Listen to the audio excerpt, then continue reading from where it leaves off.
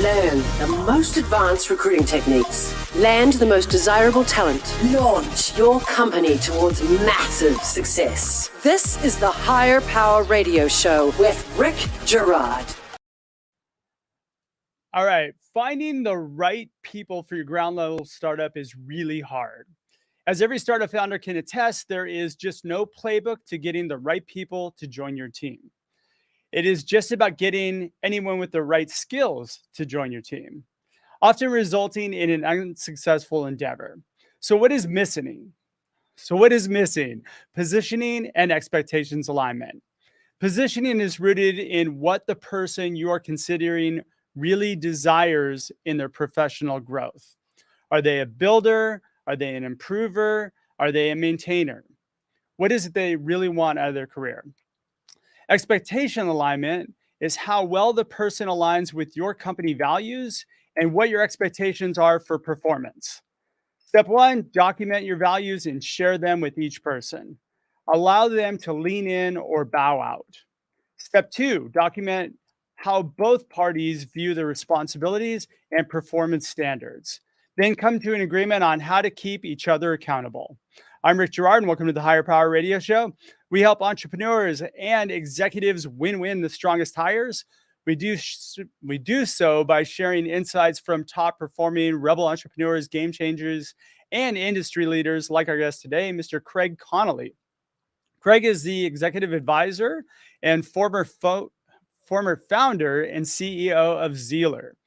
Craig has over 25 years of experience selling enterprise software for giants like IBM and HP, with over $110 million in software sales.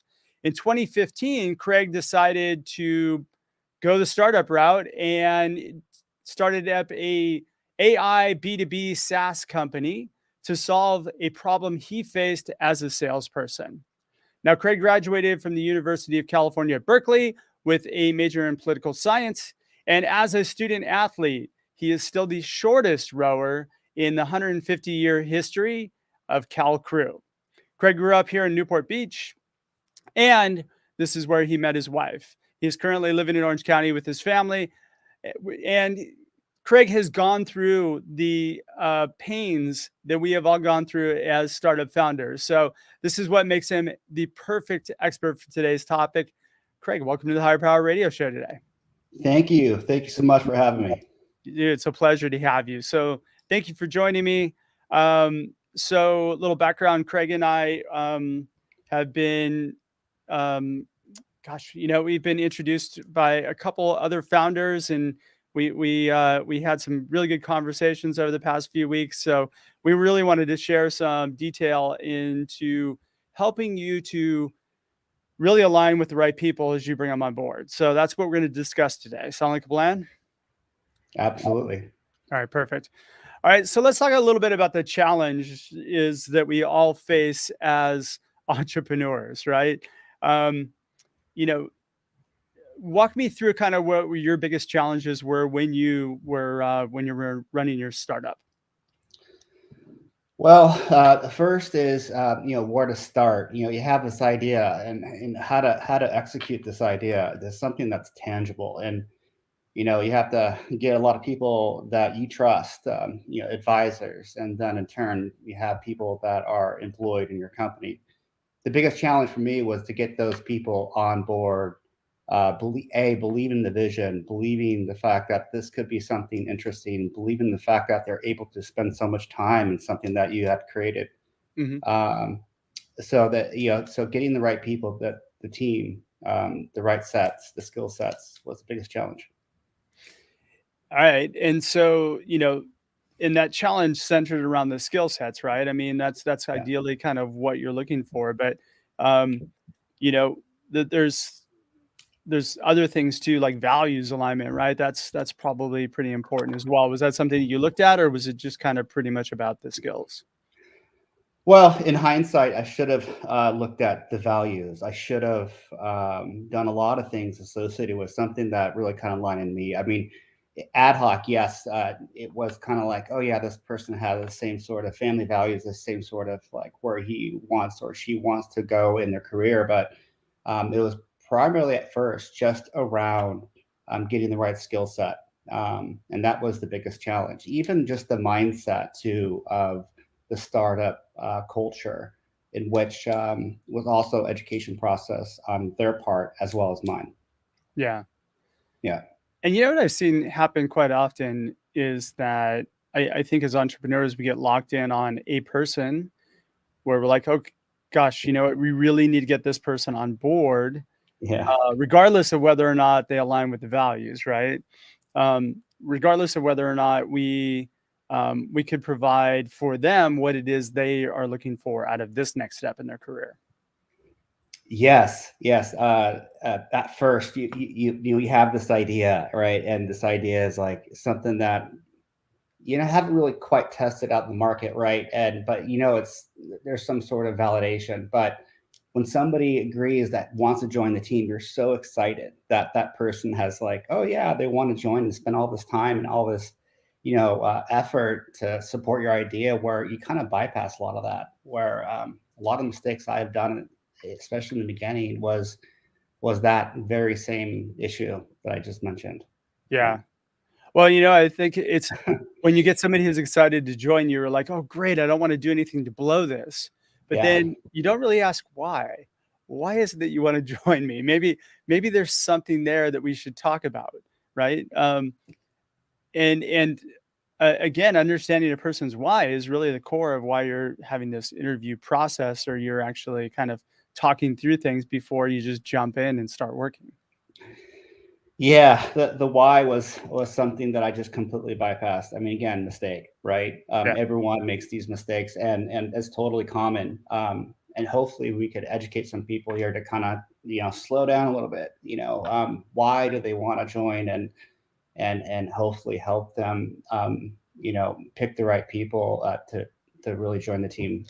Yeah, Which is a correctly. really nice way to segue into, really the mindset of the person, right? So let's talk a little bit about that, because you really need somebody who's got the right mindset as Mhm. as what you have, right? Especially um with where you're going. So like, I found that sometimes you get people who lean in, they want to join a startup, and uh, there's a disconnect between expectations. Yeah, there is a disconnect in expectations. Even the ones that were aligned, there's a little bit disconnect. That it is your baby, it is your pride and joy, and you're really trying to make it grow. Getting the skin in the game, both the people that want to join the game, is really really tough, and it's really asking a lot from them too. You're asking to take a huge risk.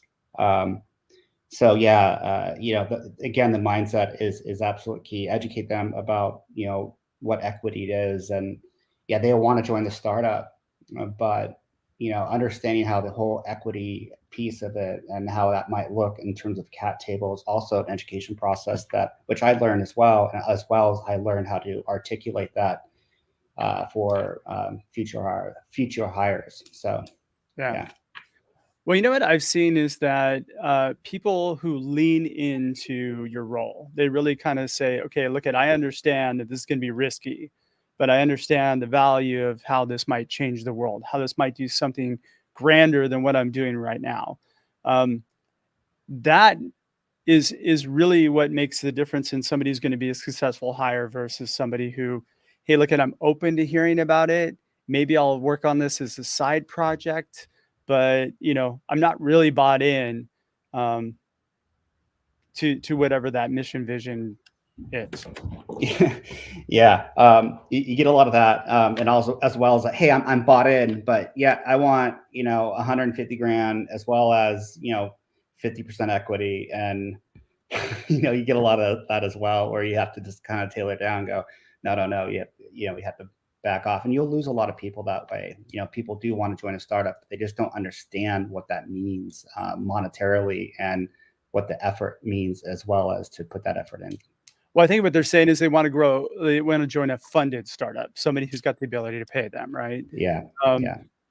where all the structure and everything is already in place, it's already got moving parts. Whereas, um, and that's a really good key off between somebody who's really a builder who wants to come in and like build and drive something from scratch versus somebody who, is going to be more comfortable just kind of fitting in and helping to contribute to the growth. Yeah, very true. I did see a lot of that, and the ones that were extremely amazing. I had two people that were focused on marketing, Lema Razi and Kelly Smith-Gow. I mean, they were just brilliant on that piece. The tough piece for me was getting the right developers to stay, and then the skill sets associated with really kind of making the product move. Yeah. And that's the tough one that everybody is having right now, right? Developers. Yeah. All right. You're listening to the Higher Power Radio Show. I'm your host, Rick Girard. And for our podcast listeners, we're going to take a quick educational moment from our sponsors. Hey, check out stridesearch.com. There you'll find a link to Healing Career Wounds, which is available now on Amazon and all your favorite bookstores. Let it be your startup's secret weapon to winning the strongest hires. We're talking to Craig Conlee. Craig is the executive advisor and former founder and CEO of Zealr. And we're talking about how to attract the right people and get the right people on the bus.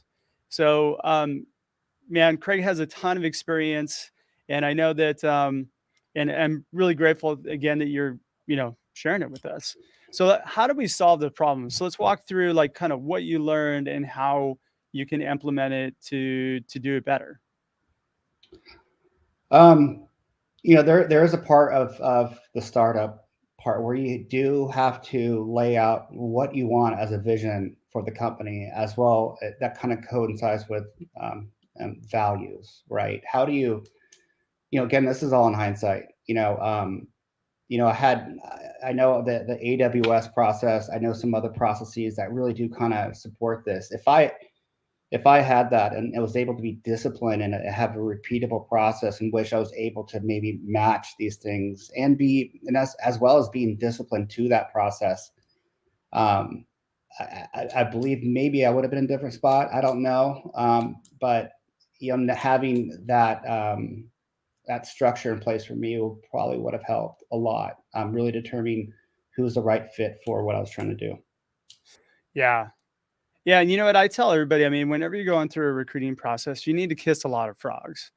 I mean, you just do. Eventually you'll find a prince or princess or what have you. But I mean, it's about having those conversations with people and, people will tell you right up front what it is they want to do if we're asking the right questions. So you're right. Having that process and being able to, rather than going into sales mode and selling somebody, going into, hey, let's have a conversation. I get to know a little bit about you and what's important to you and vice versa. That makes a huge, huge difference in whether or not you're spending the time with the right person. Yeah, very true. I felt like I was doing a lot of that and I was good at it, but the thing was, you still are, by the way. Oh, thank you. But, the thing was is that I think sometimes I oversold it too, and I just wanted them on the team because I had an amazing skill set. I wanted them to be a part of it.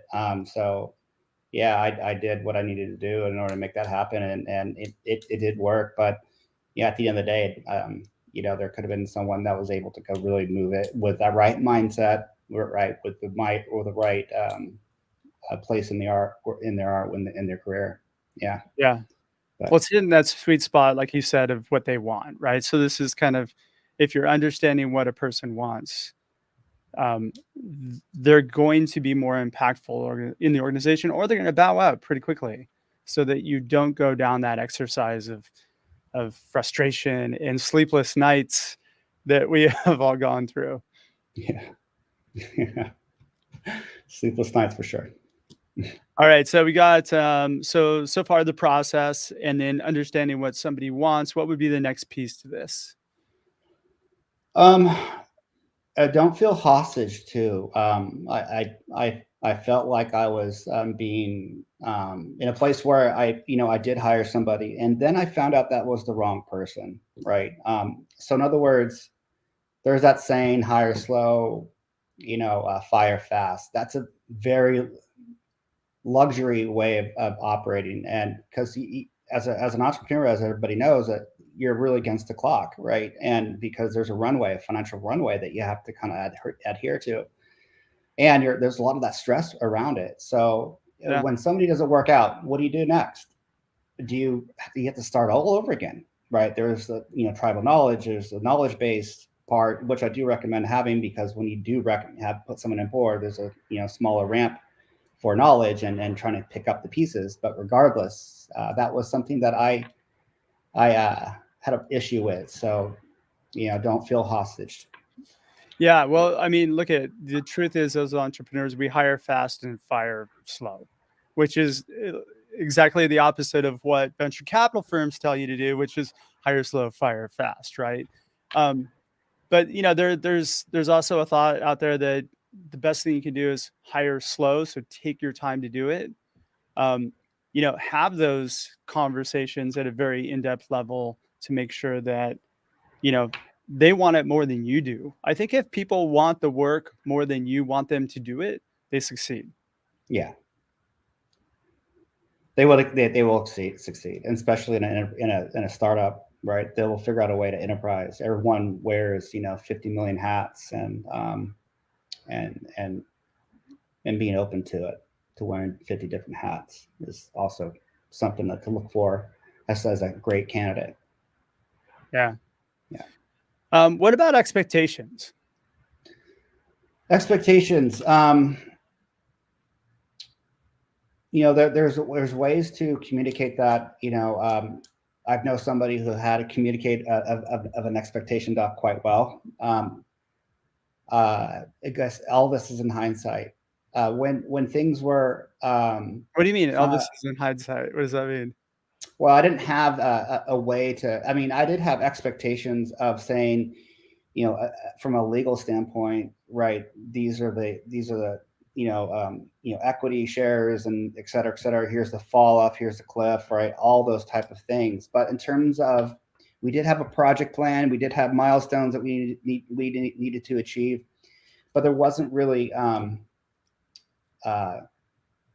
concrete expectations document in which I would have had back then, right? Yeah. That here's our expectations. This is what our accountability is. We need to be transparent associated with it, and revisit it, right? I swear I thought I heard you say Elvis instead of all this. So I'm like, oh, is that a phrase I don't know? We're talking about Elvis. Sweet. Oh, Elvis? Oh no, all this. Yeah. No. I'm mad on that Elvis. One. All right, okay. So expectations now, and that's a good point. Like an expectations document, I found can save a ton of time, right? Just running through that exercise. Why is it, do you think, that we don't take the time to run through these exercises and gather this data? Do you think it's because we fear that, hey, we might lose this person? That could be it. I think it was basically around education at first. If I would have known this, I think I definitely adhere to it. The question is, would I? Because I want to hear what I want to hear. Yeah. As a person, that especially the super duper early stages, right? But yeah, and I mean that's just not my kind of my jam. My jam was selling enterprise software and applying what I wanted to do, what I was lacking as a salesperson, and applying that towards a product, right? So this whole recruiting piece and getting the right team members on board was something quite new. I mean, I was team captain in crew, but it wasn't like I was hiring my team members, right? They were just there. I was fortunate to have amazing, talented people there. So I never had the ability or understanding how to really hire. So, yeah. Well, I and there's not an educational program for that. Like, how do we learn? We learn through trial and error. And if you're in a role where, at least I was, I've been in the recruiting business for a long time, but did I know how to hire well for my company? No, we didn't. It was a crapshoot for the longest time. And then again, through trial and error, as we sat down, we started looking at it like, hey, why are we hiring 3 and keeping 1? Like, why is that acceptable? And that's acceptable in the recruiting industry. Let's just hire a bunch of people. The cream will rise to the top, the rest will fall out, and we'll be fine. And it's kind of destructive, because it like when you have somebody who, even though they're not a fit and this isn't what they really want to do, they still make an impact within the organization. Good or bad, they're still making an impact. So when somebody leaves, the other's going to feel it. And then as a leader, what I realized was that people are looking at me and going, you can't hire. But that's what you do for a living. You hire people. So it desecrated my credibility for a while because of that. Mm-hmm. Yeah.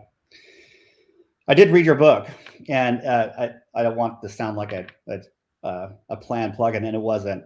But if I did read your book, it definitely would have given me some insight, a different perspective of how to build a team. That is for sure. Yeah. Yeah. Well, I mean, that's the whole purpose behind it. I'm like, I hope that people can take it and just plug it into their business, and then that way, as they're going through their hiring process, they're getting the right people on the bus. That's my whole mission. And it's the mission of the show, right? Like, this content that you're providing and you're sharing with your story today is entirely super valuable to all of our listeners. So I want to thank you for that. All right. So what would be the key takeaways you can give the audience that can plug into their business today? Adhere to a sound process, an interview process, and stick with it, and tie that process to what you guys believe in, right? What make you guys tick. And another one, don't be held hostage if a person is not a good fit, right? If that person's not a good fit, when you find out later it's not a good fit, get rid of that person, right? And don't be held hostage to that. And then another one too is, hire. This is one really hard to do, is hire slow and fire fast. That would be the hardest one to really stick with. Yeah, I can't agree with you more. The hostage thing is a very tough one too. And maybe we should do an episode about that at some point, because man, I've had so many conversations with hiring managers that are just saying, well, I need to get rid of this person, but I can't because of the knowledge base. And so, oh shoot, that's definitely something we want to pull off. Craig, thanks so much for your time investment today, man. And I want to welcome you to the Higher Power Radio community. Now, what would be the best way in which members of the audience could reach you, find a little bit more about you, connect with you? Yeah, LinkedIn. That's where I'm the most active. Connect me with LinkedIn. I'm glad to talk and provide additional insights, or just I don't know, but yeah, that's where you can reach me. Awesome. Thanks so much. All right. I want to thank our listening audience for tuning into this week's episode of Higher Power. Quick thanks to our team, Brian Colburn, Andrea Ballin, and Ayla Gerard. If you're listening to the podcast, please subscribe, review, and share. After all, this show's for you, and we want you to derive the most value out of this podcast.